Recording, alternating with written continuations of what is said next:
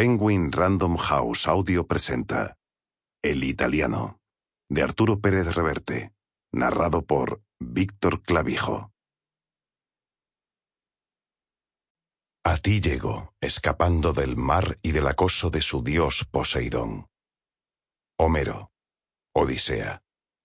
¿Quién sino un soldado o un amante arrostrará los fríos de la noche?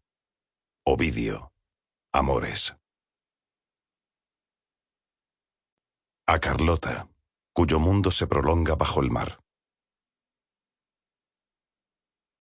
Entre 1942 y 1943, durante la Segunda Guerra Mundial, buzos de combate italianos hundieron o dañaron 14 barcos aliados en Gibraltar y la bahía de Algeciras.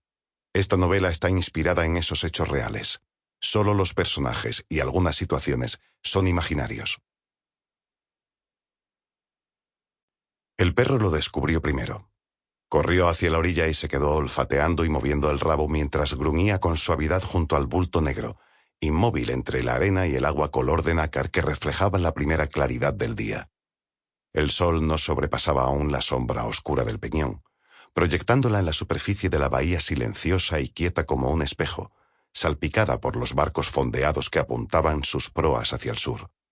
El cielo era azul pálido, sin una nube, solo marcado por la columna de humo que ascendía cerca de la embocadura del puerto. Allí donde un barco, alcanzado durante la noche por un submarino o un ataque aéreo, había estado ardiendo toda la madrugada. —¡Argos! ¡Ven aquí! ¡Argos! Era un hombre. Lo comprobó mientras se acercaba, con el perro correteando ahora entre ella y el bulto inmóvil, como si la invitase gozoso a compartir el hallazgo. Un hombre vestido de caucho negro mojado y reluciente.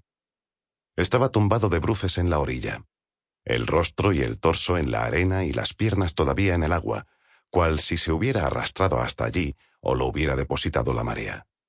En la cintura llevaba sujeto con correas un cuchillo, en la muñeca izquierda 2 extraños y grandes relojes, y en la derecha un tercero. Las agujas de uno de ellos marcaban las 7:43. Se arrodilló a su lado en la arena húmeda, y le tocó la cabeza. Tenía el pelo negro y lo llevaba muy corto. Del pecho pendían una máscara de goma y un extraño aparato con 2 cilindros metálicos. Sangraba por la nariz y los oídos, y seguramente estaba muerto.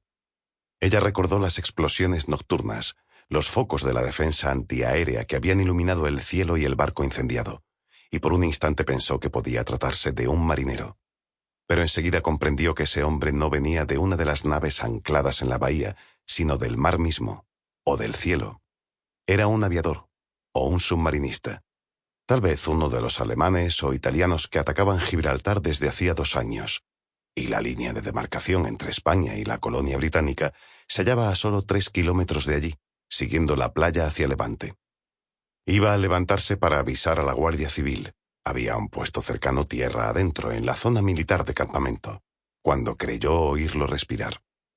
De modo que se inclinó de nuevo hacia él, acercándole 2 dedos a la boca y el cuello, y entonces sintió un leve aliento y el latido muy débil del pulso en la arteria. Miró alrededor, confusa, en demanda de ayuda. La playa estaba desierta. A un lado la curva de arena que llevaba hasta la población de La Línea y la Frontera, y al otro las casitas lejanas y sueltas de los pescadores de Puente Mayorga, que a esas horas faenaban en la bahía. No había nadie a la vista. El edificio más próximo era su propia casa, situada a 1 centenar de pasos de la orilla. Una pequeña vivienda de una planta rodeada de palmeras y bugambillas. Decidió llevar al hombre allí para socorrerlo antes de avisar a las autoridades. Y esa determinación cambió su vida. 1. Un enigma veneciano. El nombre de la librería era Olterra, y eso debía haberme puesto sobre aviso. Pero en el invierno de 1981, como mucha otra gente, yo lo ignoraba todo sobre aquel misterio. Me había detenido por casualidad ante el escaparate cuando paseaba por la calle Corfú, entre la Academia y la Salute, porque un libro llamaba mi atención. Era La góndola, de Kargasaki. Había 2 ejemplares expuestos, uno de ellos abierto por una página con el plano detallado de esa embarcación. Siempre me interesó la arquitectura naval, así que entré en la librería. Sample complete. Ready to continue?